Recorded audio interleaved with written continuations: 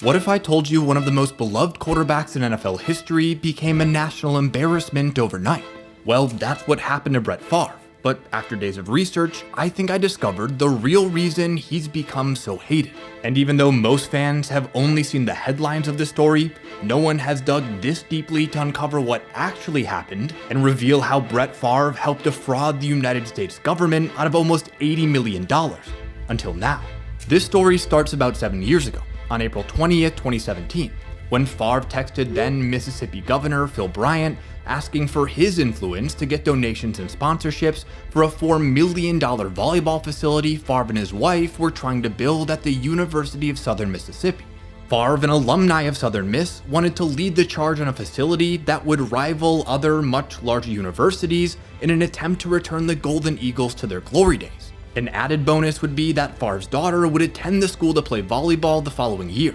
Governor Bryant, a Southern Miss alum himself, responded to Favre's text saying he's all in, which in and of itself isn't illegal. But after personally donating $650,000 to the project, Favre realized that he would need more financial support and was learning that he wouldn't be able to secure private donations and sponsorships as quickly as he'd like.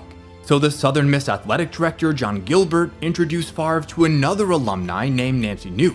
And without realizing it, Favre had just taken the first step in a multi-year plan to steal tens of millions of dollars from the state of Mississippi.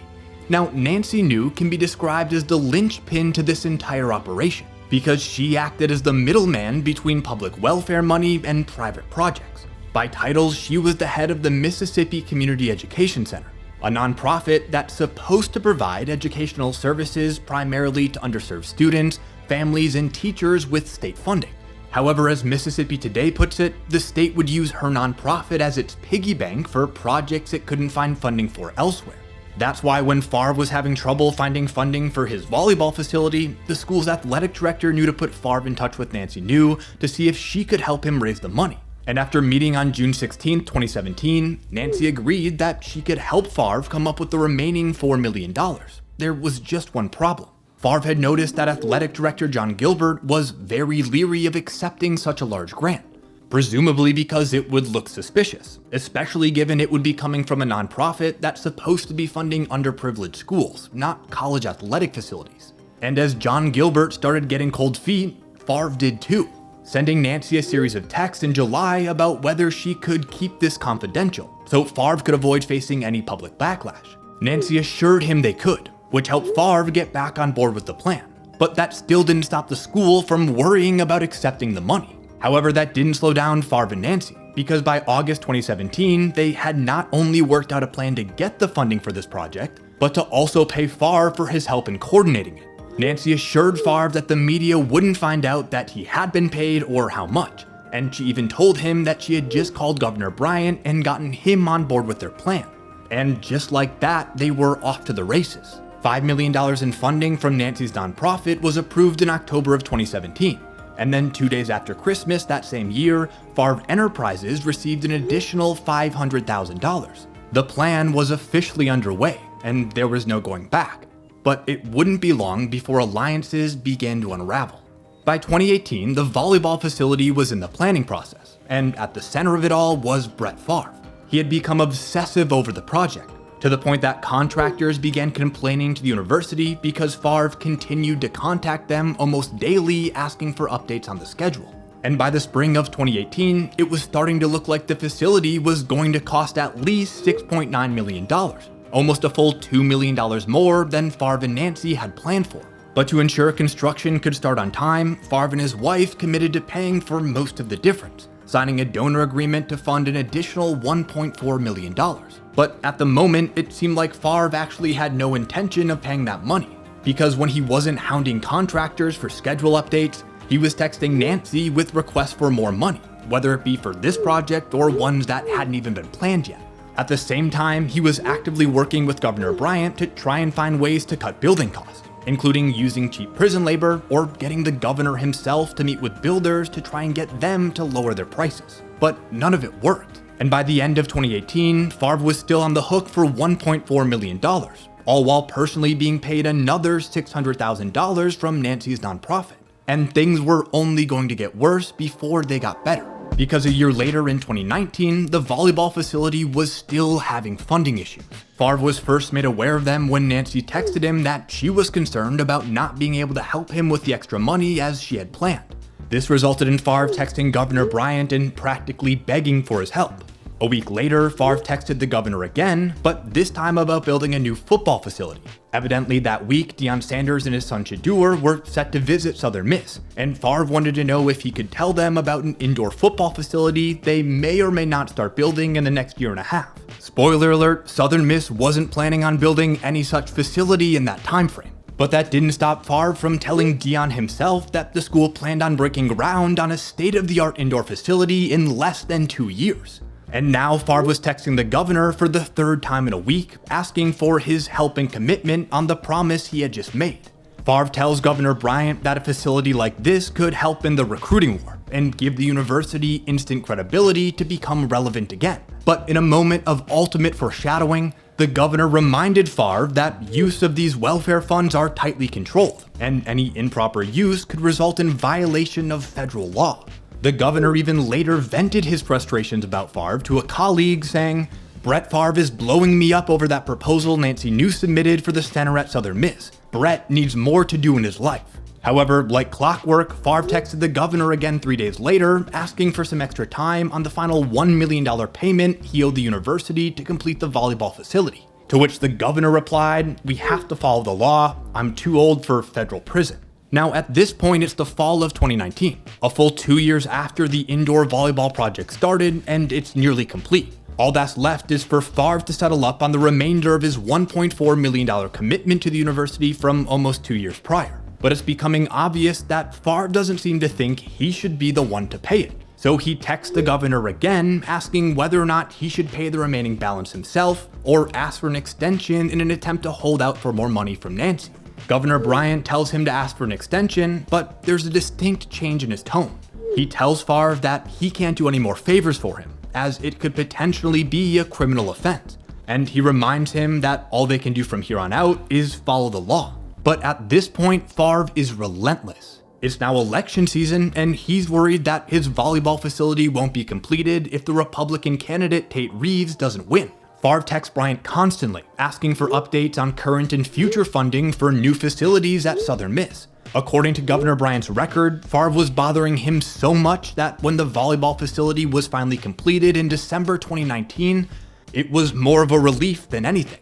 But Favre, Nancy, and Governor Bryant weren't out of the woods yet, because Favre still needed to pay $1 million to Southern Miss to fulfill his donor pledge from 2017. And while he did send $550,000 of it in January 2020, he was once again asking the governor for help with the remainder. But Bryant, now in the last few weeks of his term, told Favre to ask the newly elected Governor Reeves instead.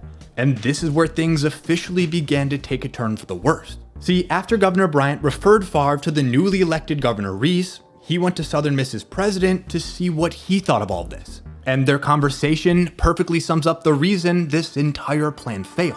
The university president was complaining, saying things like, "I've asked Brett not to do the things he's doing to seek funding from state agencies and the legislator for the volleyball facility. I will see for the umpteenth time if we can get him to stand down.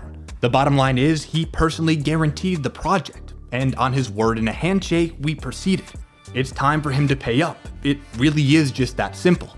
Governor Bryant agreed, clearly growing tired of Favre's constant texts and meetings himself, remarking that it wasn't the state's job to pay off his promises. However, Favre had another way of doing just that, because records show in February 2020, the university emailed him a list of donations they had received that counted towards his $1.4 million commitment.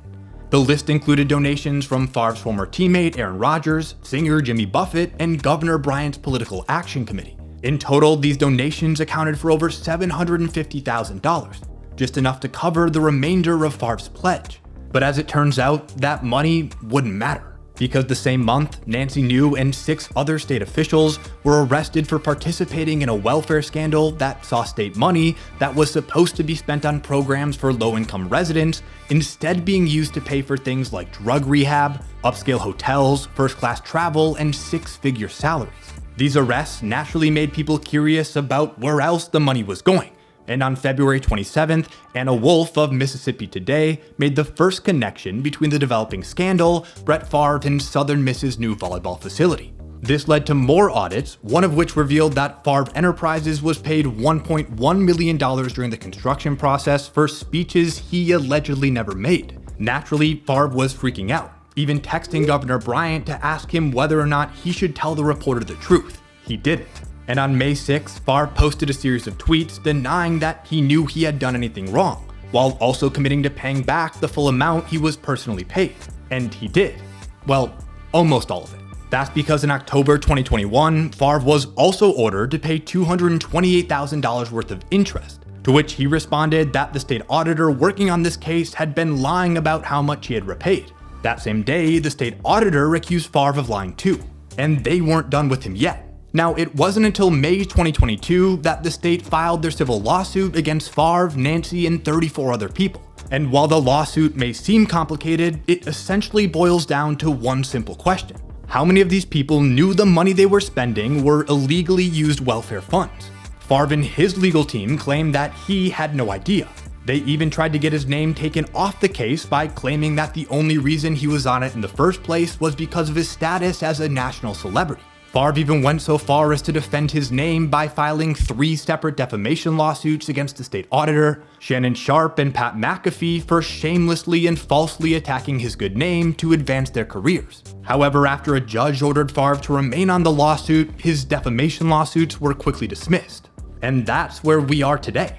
As of February of this year, Favre has been personally sued by the Mississippi State Auditor for failing to pay the interest on his original $1.1 million payment, a total that has now reached over $700,000. However, while Favre might be the biggest name involved in this case, he's far from the most important.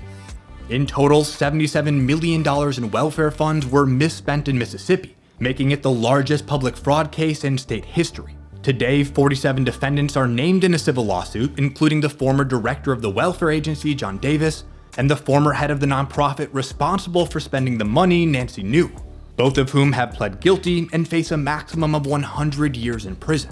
It's even being reported that former Governor Phil Bryant is being investigated by the FBI for his role in all of this too. And that's not even the half of it. There's still a whole other side to this story where Favre was trying to work with Donald Trump to get a nasal spray approved by the FDA to help prevent concussions.